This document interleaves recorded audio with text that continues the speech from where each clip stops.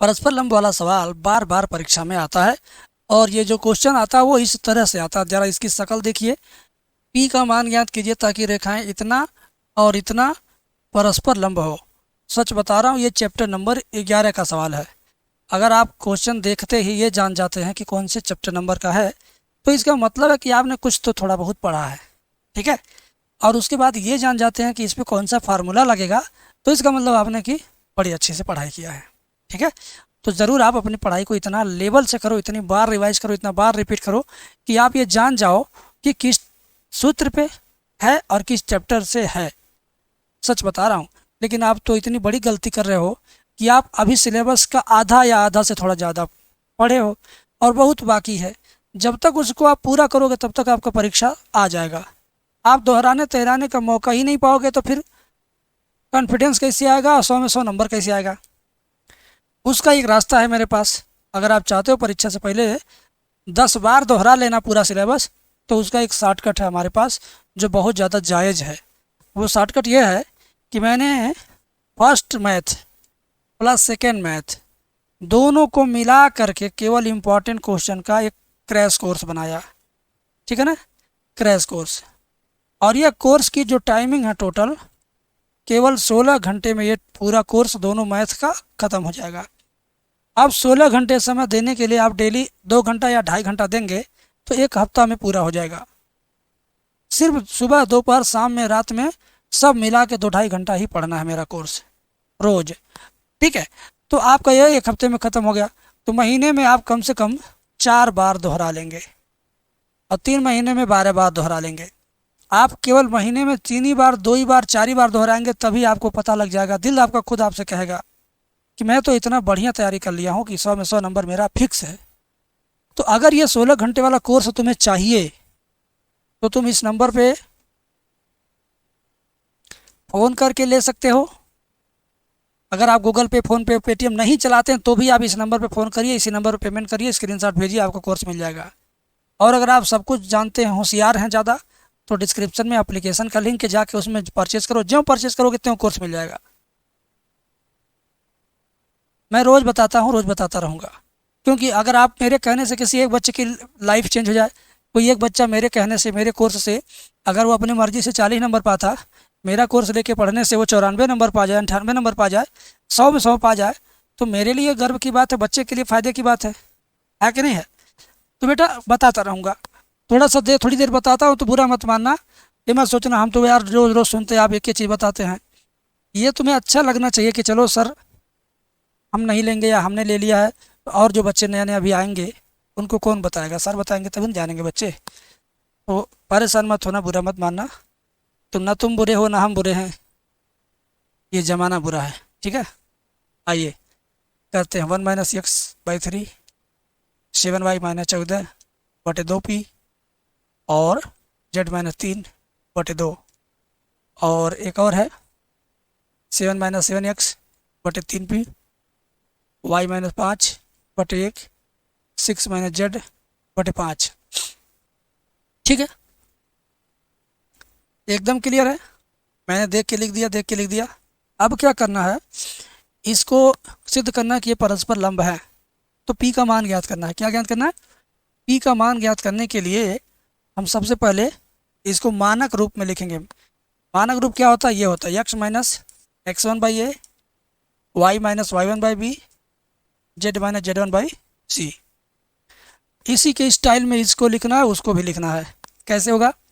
पहले x रहेगा, फिर माइनस चिन्ह जरूर रहेगा x रहेगा, फिर माइनस चिन्ह जरूर रहेगा, ठीक है। तो वही काम करिए, इस x को पहले रखिए, -1 को बाद में, बटे में 3 रहेगा, लेकिन क्या हो जाएगा माइनस, क्योंकि मैंने इसको आगे पीछे किया तो माइनस चिन्ह आएगा, माइनस को नीचे कर दिया। ऐसे यहाँ y अकेले रहेगा, y के बगल में 7 नहीं रहेगा, तो 7 से इसमें सब में भाग दे देंगे।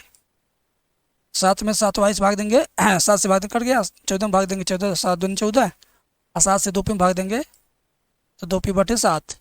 ऐसे यहाँ पर भी ये तो सेट है, इसको सेट नहीं करना है। और x को पहले लिखना है और 7 को बाद में लिखना है। x के बगल में जितना भी रहेगा उसी से ऊपर नीचे भाग देंगे। यहाँ देखिए y के बगल में 7 था तो 7 से भाग दिया गया सबके में, यहाँ देखिए x के बगल में भी 7 है तो 7 से भाग दे दीजिए सबके में। 7 से यहाँ भाग देंगे 7 x बचेगा, 7 में 7 से भाग देंगे 1 बचेगा, और 3p में 7 से भाग देंगे तो 3p/7। क्यों ऐसा कर रहे हैं? क्योंकि x अकेला रहना चाहिए। यहाँ x अकेला था नहीं, उसके साथ था 7, तो 7 से भाग दिया गया। ठीक है, और यहाँ y-5 ये तो अकेला है, पहले से बढ़िया है। ये z पहले रहेगा, z-6/-5, क्योंकि आगे पीछे करेंगे तो माइनस चिन्ह निकल कर आएगा। अभी तक तो इसको हमने मानक रूप में लिखा। अब क्या करेंगे, अब इसमें से a1 b1 c1 छाटेंगे। ये -3 क्या है? a1 है। b1 क्या? 2p/7 है। c1 क्या है? 2 है। फिर इधर आएंगे, लिखेंगे a2 b2 c2, है ना। a2 का मान क्या? 3p/7। b2 का मान क्या? 1। c2 का मान क्या? -5। ठीक है, तो a1 b1 c1 आ गया, a2 b2 c2 आ गया। अब इसका जो सूत्र है ना, वो सूत्र मैं याद नहीं करने को बोलूँगा। वो सूत्र परस्पर लंब हेतु जो सूत्र होता है वो आपको याद नहीं करना, मेरे स्टाइल में बस समझना कि मेरा स्टाइल क्या है। अगर तुमने मेरा स्टाइल समझ लिया तो सूत्र तुम्हें अपने आप याद हो जाएगा। क्या हो जाएगा? याद हो जाएगा। ये देखिए बीच में डंडा खींचा है, एक टीम इधर एक टीम इधर है, यानी 2 गो टीम है। क्या है? 2 गो टीम है। इसका मतलब 2 बार ए लिख दो, 2 बार बी लिख दो, 2 बार तुम सी लिख दो, अब बराबर लिख दो 0। टीम कितनी है? 1 टीम और 2 टीम, मिला के कितनी टीम? 2 टीम। तो दोनों में a1 a2 है, b1 b2 है, c1 c2 है ना। तो इसका मतलब 2 बार a, 2 bar b, 2 bar c लिखना है। ठीक है, 2 बार a plus 2 bar b plus 2 bar c बराबर लिखना 0। और यहाँ लिखेंगे क्या? 1 2 1 2 1 2, समझ गए? 1 2 1 2 लिखते जाए और double a double b double c लिखते जाइए। a1 a2 का गुणा करेंगे, -3 का 3p/7 में गुणा, b1 b2 यानी 2p/7 का 1 में गुणा, c1 c2 यानी 2 का गुणा -5 में, बराबर कितना होगा? 0। ठीक है, अब क्या होगा? ध्यान दो, 3 3 का 9p -9p/7, और ये हो जाएगा 2p/7 -2×5 बराबर 0। तो ये आपका -9p/7 प्लस 2p/7 बराबर -10 उधर जाएगा, +10 होगा। ठीक है, अब ये हर बराबर है ना, 2p में से 9p जाएगा 7p, -7p/7 -7p/7 बराबर कितना? 10। तिरछे तिरछे गुणा करो, -7p बराबर 7×70। ठीक है, तो p बराबर जाएगा 70/7। इधर का माइनस उधर चला गया, p बराबर 7×70 आ गया, 7×70, 10 7 70, p बराबर -10 आएगा। क्या? p बराबर 10 7 70, p बराबर कितना आ गया? -10। ठीक है, p बराबर कितना आ गया? -10 आ गया। देखते हैं -10 से क्या सही है गलत से, देखता हूँ। यहाँ पर एक मिस्टेक है, मिस्टेक क्या है बताता हूँ। देखिए मिस्टेक ये था, जब इस x को इधर किया गया तो माइनस चिन्ह भी तो आएगा, माइनस चिन्ह आएगा वो नीचे आएगा। यहाँ पे a2 का मान -3p/7, तो जहाँ a2 है वहाँ -3p/7 आएगा, जहाँ a2 है वहाँ क्या आएगा? -3p/7। a1 का मान कितना है? a1 का मान है -3, a2 का मान -3p/7। a1 का मान -3 और a2 का मान -3p/7 प्लस बाकी 3 3 का 9, 9p/7 हुआ, प्लस ये हो जाएगा 2p/7 -10 बराबर 0। 7 लघुत्तम हो जाएगा, 9p 2p 11p/7 बराबर -10 उधर जाएगा, +10 बटे मान के तिरछे तिरछे गुणा करेंगे, 11p बराबर 10 7 70, p बराबर 70/11। तो ये हुआ इसका आंसर। देखिए ये आंसर मुझे याद था, तो मैं जान गया कि कुछ गलत हो रहा है। मैंने क्योंकि ये सवाल इस बार कम से कम 5 से 6 बार यूट्यूब पर डाल दिया पढ़ा के, अपने पेट बैच में कई बार पढ़ाया, पिछले साल कई बार पढ़ाया, तो लगभग लगभग मुझे इसके उत्तर का शंका था कि गलत है। इसी नाते मैंने रीचेक किया और मुझे पता चला। आपको पता नहीं रहेगा, पहली बार एग्ज़ाम देंगे, पहली बार हल करेंगे, तो आप अगर ये गलती करते तो आप इसको रीचेक नहीं करते, ये गलती आपकी चली जाती। जैसे पेपर आप देंगे, दोहराएंगे नहीं कोई चीज़ तो गलत जान नहीं पाएंगे, तो ये कटेगा आपका नंबर। इसी नाते मैं कहता हूँ पेपर से पहले कम से कम 10 बार इस टॉपिक को दोहरा दो। पेपर से पहले 10 बार, 11 बार, 12 बार, 9 बार, 8 बार ही दोहरा दो। तो दोहराने के लिए तुम्हारे पास ऐसा कोर्स चाहिए ना कि जिसके दोहराने में पूरी किताब, पूरा सिलेबस कवर हो और पूरी अच्छी तैयारी हो।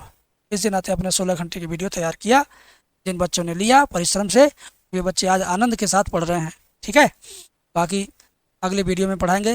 गले में कुछ दिक्कत आ गई है, गए थे हमारे बहुत खास रिश्तेदारी में शादी थी, और शादी में ऐसी ऐसी जिम्मेदारी हमको देख बैठा दिए, हमको बड़ा श्रेष्ठ समझे, तो श्रेष्ठ व्यक्ति की तरह इसी जगह रात भर बैठाए, पूरी शादी की जहाँ संपन्न होती वहाँ बैठाए, रुपया पैसा सोना चांदी बिक्को गहना हमारे हवाले कर दिए, आप देख रेख करिए, आप लेन देन करिए। अरे बाप, हमको तो खूब अच्छा लगा, लेकिन पता नहीं चला, ये नहीं पता था कि पूरी रात जगना पड़ेगा, पूरी रात जगह में।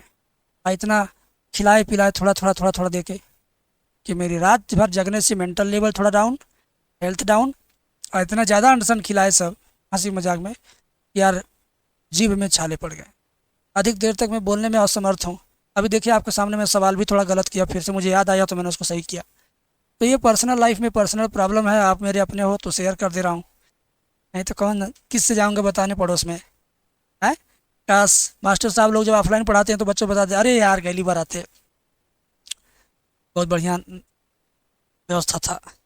तो स्टूडेंट उसमें सर जी ऑर्केस्ट्रा आया था नहीं, स्टूडेंट तो दूसरे दुनिया में सवाल पूछते हैं, तो हमसे तो आप लोग पूछोगे नहीं कुछ।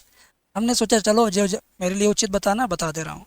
ठीक है, कोई बात नहीं, छोटी वीडियो जा रही है, नाराज़ मत होना, देख लेना, सीख लेना। ठीक है, शेयर कर देना।